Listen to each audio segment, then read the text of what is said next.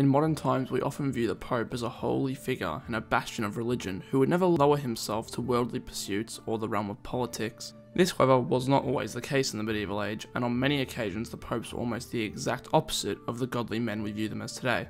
In this video, I'm going to be covering one such example of this with the incredible and hilarious life of John XII. Born Octavian, the future pope-to-be was the son of Alberic II of Spoleto, who was a patrician and self-styled Prince of Rome. His mother is believed to be Alda of Vienne, who was actually Alberic's stepsister and the daughter of King Hugh of Italy. The reason I say believed to be is because there is some debate over who his mother was, as Benedict of Siracti, a contemporary chronicler, recorded that Octavianus was the son of a concubine and was therefore actually a bastard. Regardless of who his real mother was, he was born in the region of Via Lata, which was the aristocratic quarter situated between the Quirinal Hill and the Campus Martius in Rome. His given name, which is in reference to Caesar Augustus, the founder of the Roman Empire, should give you an indicator of how the family viewed themselves and his destiny. The first steps in Octavian achieving the papacy would come when sometime before his father's death, due to fever, in 954, he administered an oath to the Roman nobles, providing that the next vacancy for the papal chair be filled by his son, who by this stage had entered the church himself. Upon his father's death soon after, and without any opposition, the young Octavian succeeded him as Prince of the Romans. His exact age at this time is unclear due to the questions around who his mother was. If he was indeed the legitimate son of his father and Alda of Vienne, he would have been around 17 at this point. However, if he was the son of one of his father's concubines, he may have been up to 7 years older. Regardless, Octavian wouldn't have to wait long to become pope, as roughly a year later, the reigning pope Agapetus II died of unknown causes.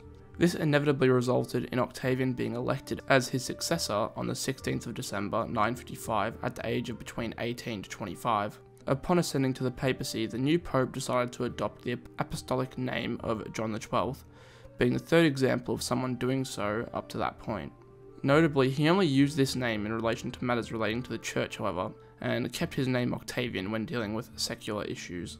The new pope was almost immediately condemned for his worldly ways, which really shouldn't have surprised anyone given the incredibly young age he was when he ascended to the papacy, likely only being 18 at the time, which made him the youngest pope in history. French historian Louis-Marie de Comines, who clearly did not like him very much, later described the young pope as a robber, a murderer, and incestuous person unworthy to represent Christ upon the pontifical throne. This abominable priest soiled the chair of St. Peter for 9 entire years, and deserved to be called the most wicked of popes. Some of the more interesting components of his papacy include how he essentially turned the Lateran Palace into one enormous brothel, where he would openly sleep with married women. He unsurprisingly had numerous mistresses throughout his papacy, including one who he made governor of one of the papal cities, and another one he inherited from his father and impregnated. There were even reports that he invited, or rather kidnapped, female pilgrims who had journeyed to Rome to the Lateran Palace to sleep with them.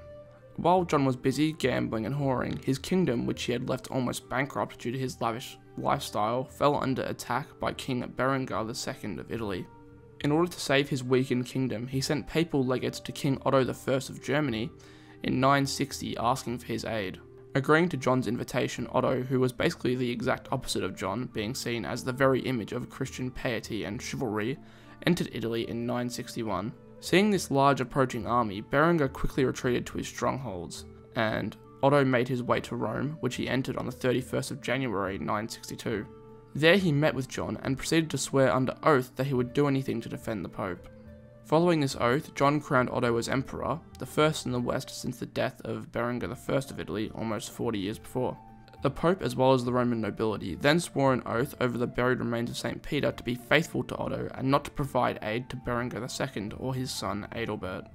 11 days later, the Pope and the newly crowned emperor ratified the Diploma Ottonianum, under which the emperor became the guarantor of the independence of the Papal States, which at this point ran from Naples and Capua in the south to La Spezia and Venice in the north.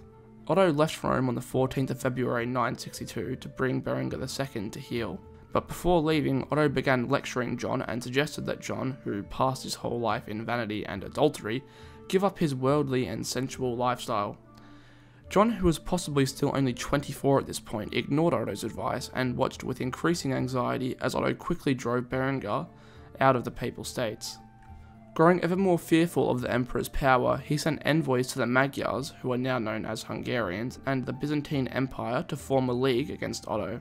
He also entered into negotiations with Berengar's son, Adalbert. John's ambassadors were captured by Otto, however, who subsequently sent a deputation to Rome to discover what was happening behind his back. John, in the meantime, sent his own envoys to Otto, including the future Pope Leo VIII, trying to reassure the emperor that John was only seeking to reform the papal court.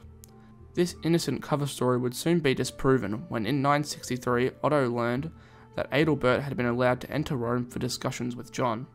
With Berengar effectively defeated and imprisoned, Otto returned to Rome, besieging it in the summer of 963. He found the city divided, with supporters of himself who had reported Adalbert's arrival in Rome having dug themselves in at Joannespolis, a fortified section of Rome centred on the Basilica of St. Paul outside the walls. John and his supporters meanwhile retained the old Leonine city. At first, John prepared to defend the city and, appearing in armour, personally led an attack that managed to drive Otto's forces across the Tiber River. However, he quickly decided that he could not defend the city, and so, taking the papal treasury with him, he and Adalbert fled to Tiber. Otto I subsequently summoned a council which demanded that John present himself and defend himself against a number of charges. John responded by threatening to excommunicate anyone who attempted to depose him, which in essence means that he was threatening to send anyone who tried to depose him to hell. Undeterred by these threats, the emperor and the council deposed John, who by this time had gone hunting in the mountains of Campania, and elected Pope Leo VIII in his stead. An attempt at a revolt in support of John was mounted by the inhabitants of Rome even before Otto left the city, but was put down with a large loss of life. Upon hearing of the emperor's eventual departure, John returned at the head of a large company of friends and retainers, causing Leo to flee to the emperor for safety. Entering Rome in February 964, John proceeded to summon a synod which pronounced his deposition as uncanonical, and after mutilating some of his enemies, which included the cutting off of tongues, as well as the removal of hands and fingers, with others yet even having their noses sawn off, he was again the effective ruler of Rome. He then sent Otger, Bishop of Speyer, to the emperor in an attempt to come to some accommodation with Otto. But before anything could come of these negotiations, John died on the 14th of May, 964. Stories differ as to how exactly he died. One states that he died of a stroke caused by exerting himself too much whilst mingling with a married woman.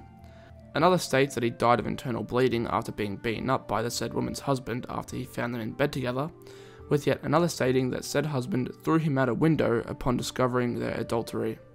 No matter how exactly he died, Pope John died exactly as he lived, and will certainly go down as the most unholy pope in history.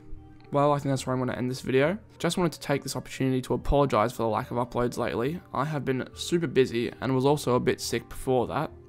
I am on holidays now though, and don't have much schooling left, so uploads are going to be much more frequent and consistent for the considerable future. But anyways, if you enjoyed this video, don't forget to leave a like and subscribe if you'd like to see more videos from me. With all that out of the way, as always, I hope you guys have a great day, night, wherever you are, and I hope to see you in the next one.